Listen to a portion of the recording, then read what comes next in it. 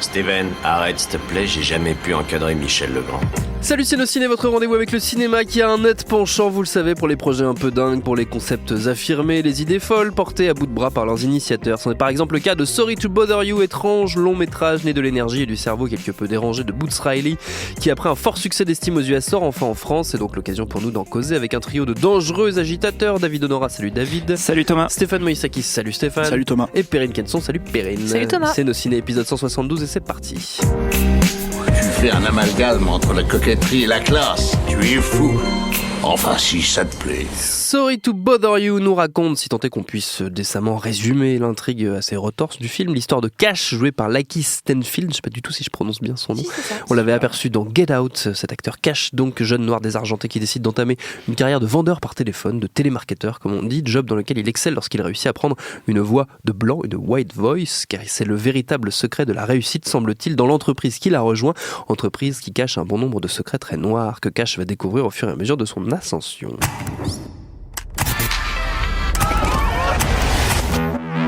Man, I'm just out here surviving. And what I'm doing right now won't even matter. Oh, baby, it will always matter.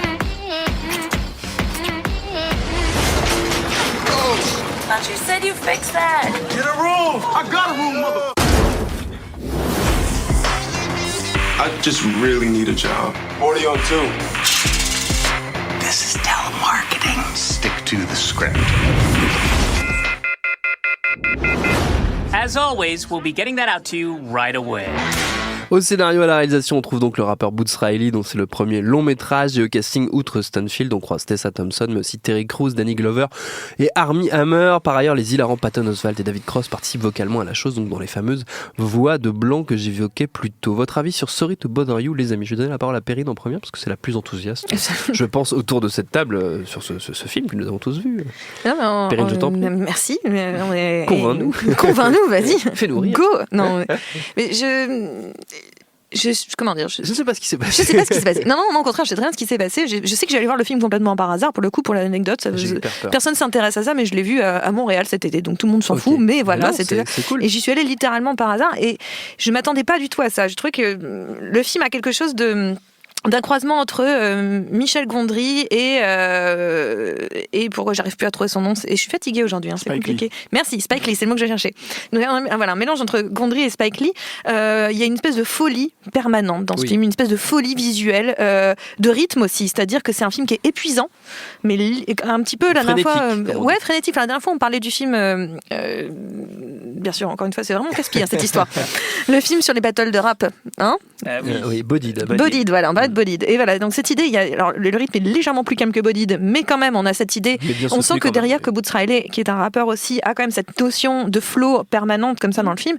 Ce que chaque acteur va dégager aussi, chacun avec son rythme, chacun avec sa voix, va dégager. Et justement, comme il y a toute une question sur ce que c'est que la voix, ce que c'est que le rythme, puisqu'on a cette idée de, pour être un bon vendeur de télémarketing noir, faut parler comme un blanc. Il y a encore cette idée de rythme et d'intonation, ce que je trouve plutôt intéressant. Donc évidemment, le postulat de départ, on pense, c'est un film qui parle de racisme, évidemment, qui va totalement s'inclure dans la lignée d'un Get Out ou même ou de Black Landsman. Ouais, ou de Black Landsman complètement. Ouais.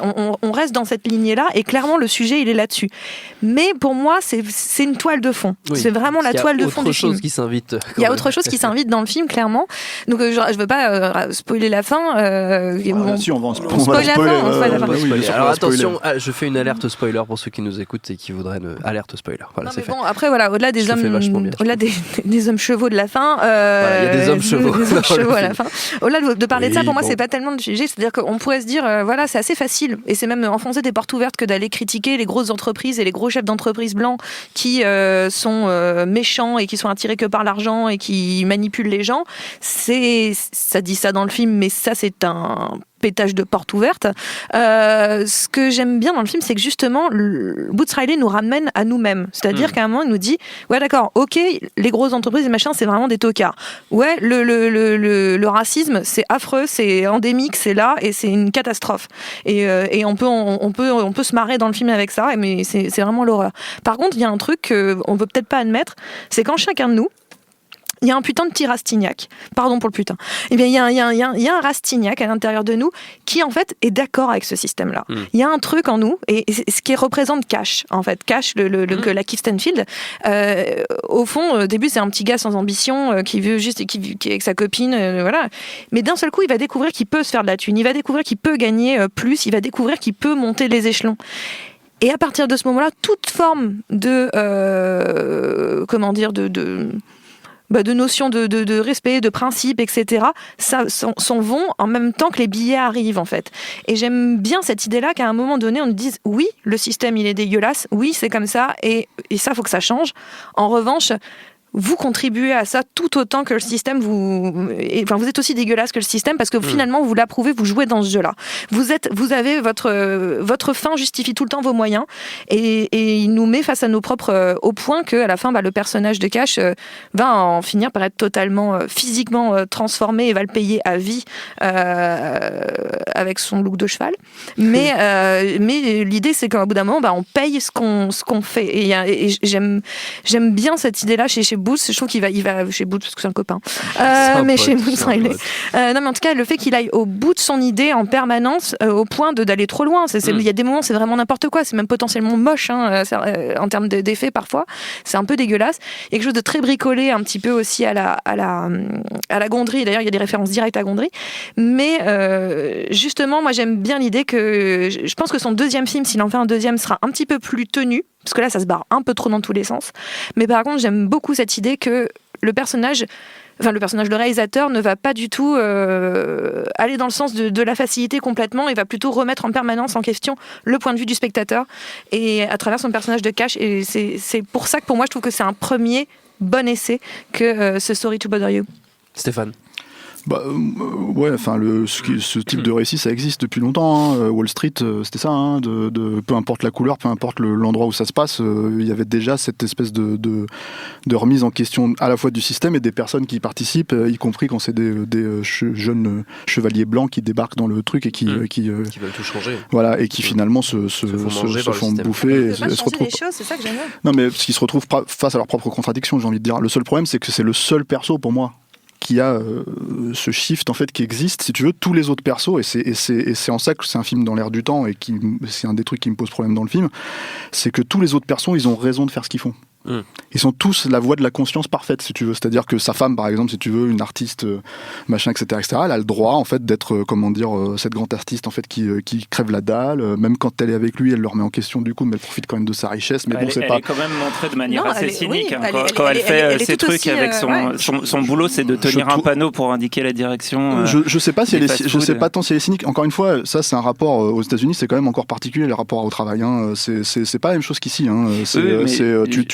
Là-bas, tu bosses tout le temps, oui, donc y compris des petits boulots de merde. Il dit pas qu'elle a raison. Il dit à aucun moment qu'elle a raison. Il dit jamais qu'elle a tort. Et ça, je veux dire, le truc, c'est qu'indépendamment de ça, c'est ça qui est bien. Ouais, mais toi qui choisis. En fait, le truc, c'est oui, mais enfin, le problème, c'est que c'est plus un truc je trouve de cette espèce de logique actuelle, en fait, qui encore une fois, je veux dire, à partir du moment, parce que le problème de ce film pour moi, c'est que moi, je mets pas justement de côté ce que le film il est censé raconter thématiquement, quoi. C'est-à-dire que parce que si je mets ça de côté, il y a plus rien. C'est-à-dire que le film il fait 2 heures pour rien. C'est-à-dire que tu pourrais enlever facilement une demi-heure, couper ses excentricités, parce que c'est des excentricités, il va pas super loin avec cette histoire de cheval, machin, hein. C'est juste une idée à la con, il s'est dit, je la fais, tu vois, et puis il y va, quoi, tu vois.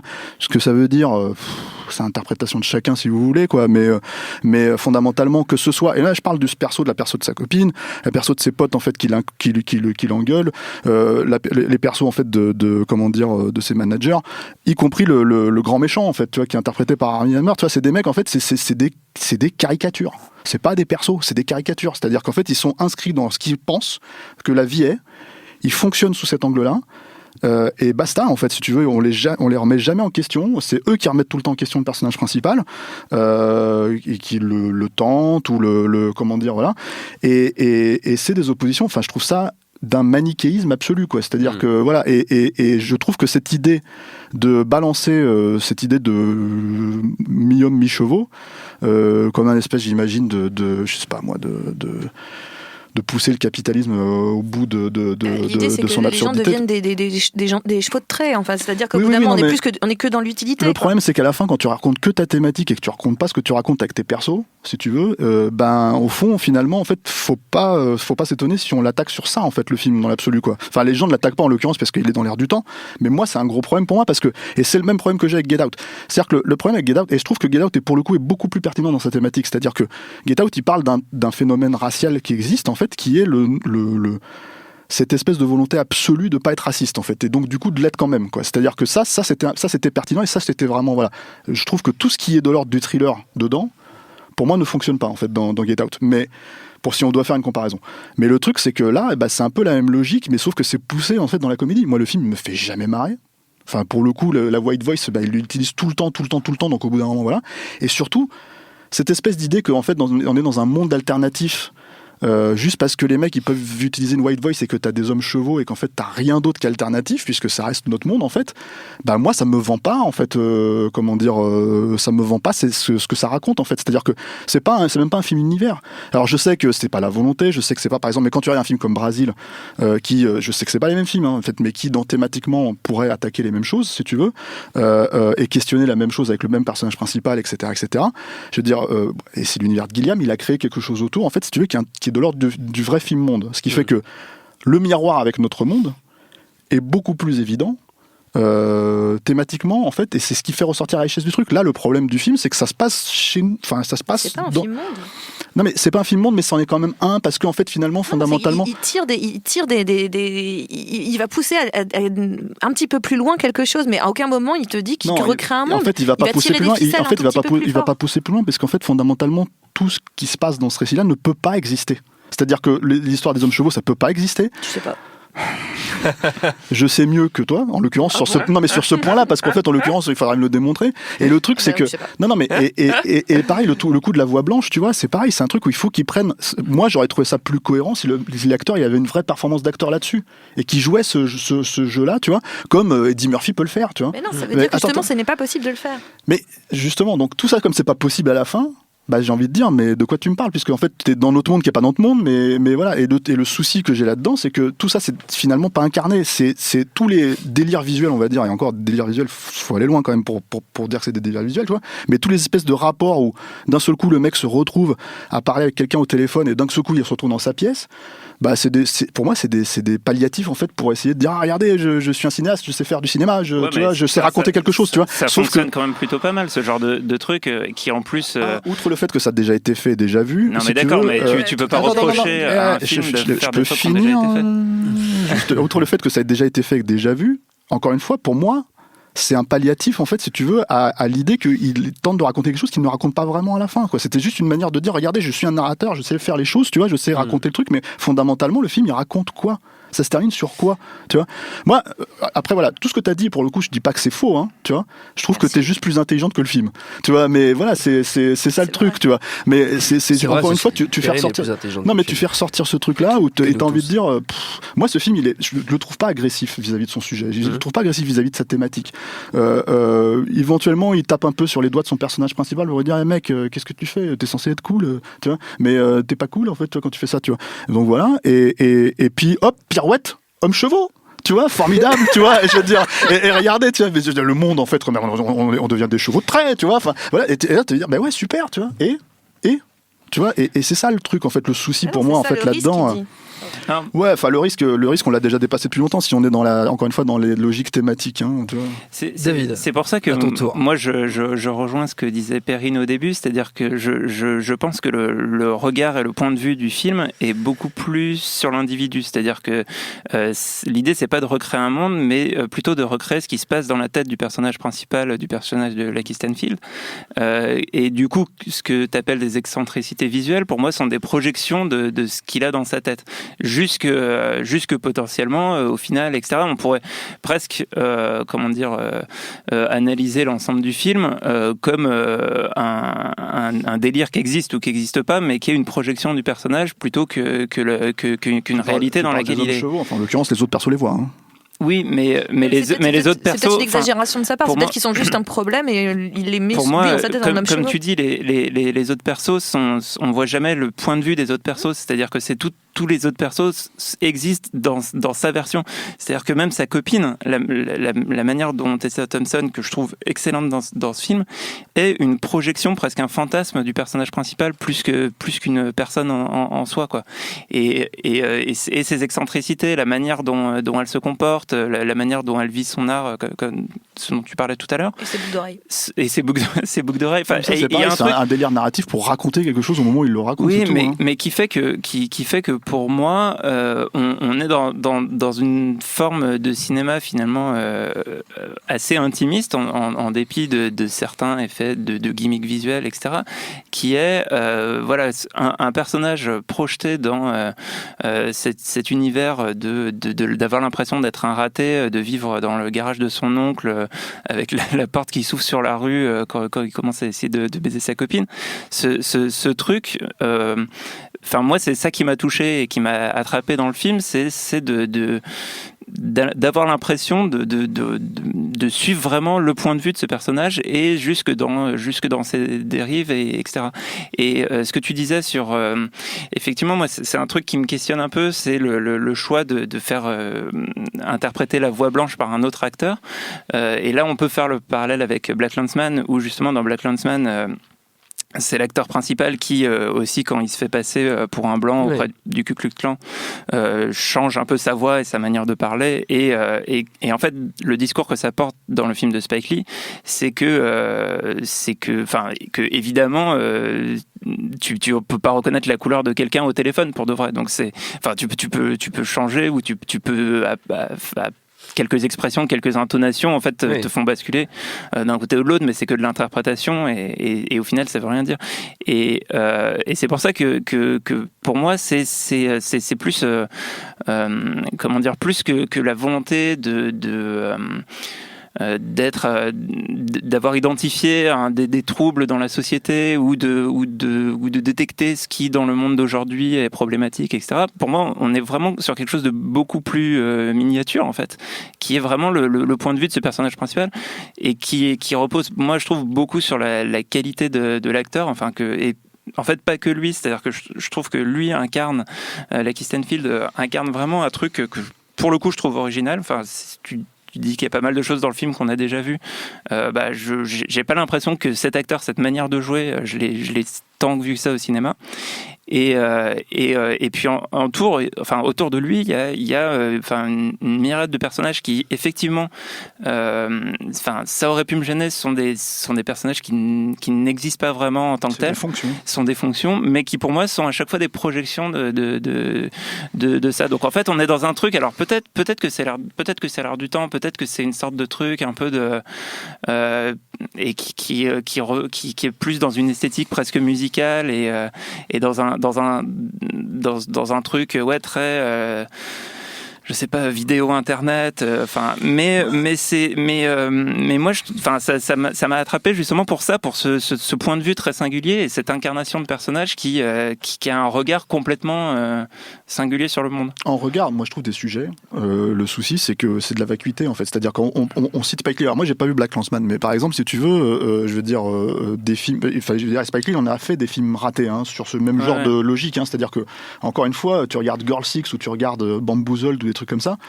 Pour moi, c'est des ratages similaires. C'est des tentatives de comédie, en fait, où les mecs passent complètement à côté de la façon dont ce qu'il veut vraiment raconter, parce qu'en fait, il privilégie cette espèce de logique de style et tout. Mais à une époque, quand c'était Do the Right Thing ou des trucs comme ça, en fait, il prenait à bras le corps le sujet.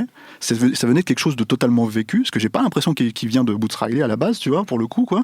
Et en fait, il en faisait quelque chose où ce point de vue-là, c'était celui aussi du cinéaste, pas uniquement celui du personnage principal. Et moi, mon souci, c'est que c'est un souci d'incarnation. C'est-à-dire que si je crois pas dans l'univers dans lequel ça se passe, si le personnage, en fait, en soi, il me paraît pas ni sympathique ni antipathique, c'est-à-dire qu'en fait c'est un verre d'eau pour moi, le mec, tu vois, il passe comme ça, quoi. Et que tous les autres persos, en fait, sont juste là pour lui rappeler que t'es quand même pas super cool, et t'as envie de dire, toi non plus t'es pas super cool, mais apparemment, en fait, toi on te le dit pas, tu vois. Ça se retrouve dans une espèce de truc où j'ai envie de dire, Enfin, parce que après les thématiques générales du film, elles sont quand même pas si. Certes, il les traite de manière légère, mais tu peux en sortir quelque chose, tu vois. Et là, en l'occurrence, si tu veux, il le fait pas vraiment. De ne pas avoir fait un autre film. Ouais, c'est ça. Je lui reproche de pas avoir fait un autre film parce que je lui reproche de pas avoir pris le truc à bras le corps, en fait. Parce que moi, justement, quand vous parlez de trucs où le mec il va à l'extrême dans son délire, tu vois, moi je trouve qu'il va pas à l'extrême dans son délire. Pour moi, il le prend à bras le corps. Son sujet, encore une fois, il traite pas de sujets. Voilà, encore une fois, le racisme, tout ça, c'est des sujets qu'il a déjà intégrés à son film, en fait. C'est-à-dire que c'est pas réellement le sujet du film. C'est pas encore une fois aussi de dire que les grosses corporations c'est des méchants et qui manipulent les gens. C'est pas le sujet du film, ça l'intéresse pas. Il prend ça comme décor de ce que vous savez déjà. Oui, vous savez déjà que ça existe. Et puis, en effet, je suis d'accord avec David sur le coup pour l'idée que les autres personnages paraissent un peu plus unidimensionnels que lui parce que justement ils ne sont que de son point de vue à lui. Et pour moi, le sujet c'est lui et le sujet c'est l'homme dans la société. C'est-à-dire l'homme, pas l'homme, enfin l'humain dans la société. C'est-à-dire qu'à un moment donné, ta position, tes choix, et peu importe en fonction de qui, de quoi et de la façon dont tu vois les choses, mais ta position, tes choix définissent ce qui va t'arriver. Et au bout d'un moment, si tu joues avec le système, tu vas payer, enfin tu vas prendre autant que le système. Et j'aime bien, je trouve qu'au contraire, même si c'est un peu comédie et que c'est un petit peu fait de briques et de broc sur pas mal de trucs, et je suis d'accord qu'il y a beaucoup de reproches à faire au film en réalité. Mais je trouve que dans le fond, moi j'aime beaucoup ce jeu-là, il m'amuse énormément parce que il est là en train de me dire, ok, je vais pas vous faire un truc où je vais raconter tout le racisme, tout ça. Non, je vous dis, au bout d'un moment, ce système-là, vous êtes dedans, à vous d'agir. Et j'aime bien ça. À la fin, la question, c'est est-ce que vous êtes amusé ou pas, quoi.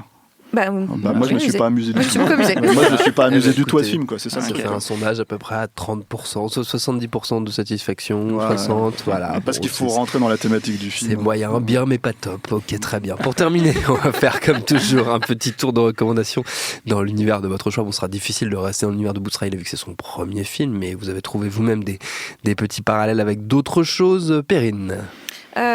Pour le délire un peu visuel et l'idée d'être avec un personnage, et puis, quand je dis délire visuel, c'est-à-dire d'un seul coup que la réalité soit légèrement augmentée parce qu'on est du point de vue de quelqu'un, ça m'avait pensé un petit peu au film Dans la tête de Charles Swan 3 de Roman Coppola, avec Charlie Sheen dans le rôle principal. C'est un film qui date de 2012, je crois, dans ces eaux-là. Et c'est Charlie Sheen qui se fait larguer, et c'est un long truc de rédemption. Enfin, c'est une star de cinéma, je crois, dans le film. Enfin, je sais plus très bien. Drogué, tout ce que... Charlie Sheen, quoi. Charlie Sheen, ouais, et c'est Charlie Sheen en fait, qui vit dans un monde un petit peu... dans le monde de Charlie Sheen. Dans le monde de Charlie Sheen.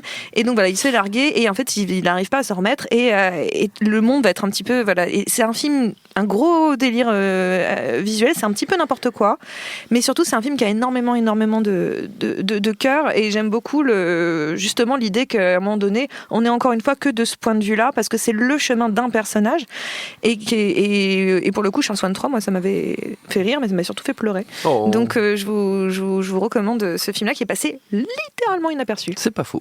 David. Moi j'ai deux recours. Alors, une première qui est restée un peu dans notre angle mort de nos ciné. Il est sorti en octobre. Je pense que c'est des raisons de planning ou on n'avait pas vu le film. Ou machin. Possible que ce soit ça. C'est Blind Spotting de Carlos Lopez Estrada, c'est une sorte de bromance avec en toile de fond la gentrification d'Auckland. Et c'est un film que je trouve assez intéressant, assez bien foutu, que j'ai vu un peu tard justement par rapport à la sortie. Enfin, en tout cas, c'est une des raisons pour lesquelles on n'a pas pu en parler dans nos cinés. Et qui que je trouve intéressant. Enfin, le parallèle avec Sorry to Bother You, ça serait que ça porte une sorte de fond de discours politique sans que ça soit du tout le sujet principal, et ça raconte une vraie histoire qui est là pour le coup plus sur la relation entre les deux personnages principaux.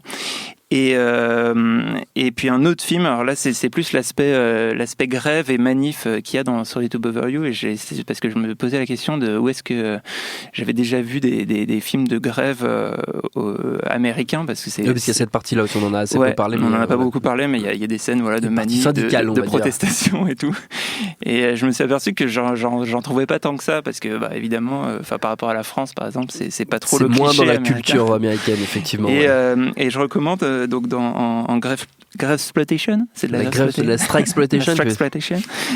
Non, il y a un film c'est le film américain de Ken Loach qu'il a tourné en 2000, s'appelle Bread and Roses, qui est tourné à Los Angeles, c'est son seul film, je crois, tourné aux États-Unis, et qui est assez intéressant. Alors moi, je suis pas fan de tous les films de Ken Loach, et je trouve que son cinéma c'est vraiment essoufflé avec le temps. Ces derniers films, je les trouve beaucoup moins intéressants qu'à une époque, mais c'est un film qui vaut le coup d'être vu justement pour ce transfert aux États-Unis et sur la manière dont il filmait au début des années 2000 et voir aussi tout ce qui a changé depuis, quoi. Voilà, Bread and Roses, et dedans on voit un jeune Adrien Brody, tout à fait, qui est assez marrant à voir. Stéphane. Tout le monde attend un peu avec fébrilité. C'est-à-dire que le truc, c'est que quand on Sorry to Bother You, c'est quand même une comédie, tu vois. Ouais. Ok, on sait très bien que les comédies, les blagues les plus courtes sont les meilleures, tu vois. Tout à fait. Donc moi, je recommande Anaconda. Voilà. Ok. Et non, mais je voulais dire aussi que j'aurais peut-être un peu plus acheté Sorry to Bother You, c'était des hommes anaconda plutôt que des hommes chevaux, tu vois. Donc voilà. Et là, en fait, je pense que là, je me suis dit, là, ça cet univers, je le comprends, je le connais, quoi. Voilà. Pour la suite. Ce sera peut-être Sorry to Bother You 2, le défi avec des hommes anaconda, du coup, à la place des hommes chevaux. Ce sera, voilà, je te rends du rêve. Notre temps est écoulé. Merci à tous les trois. Merci à Quentin, la technique, à Juliette pour la préparation. Binge.audio pour toutes les infos utiles. On vous dit à très vite. Je préfère partir plutôt que d'entendre ça, plutôt que d'être sourd. Binge.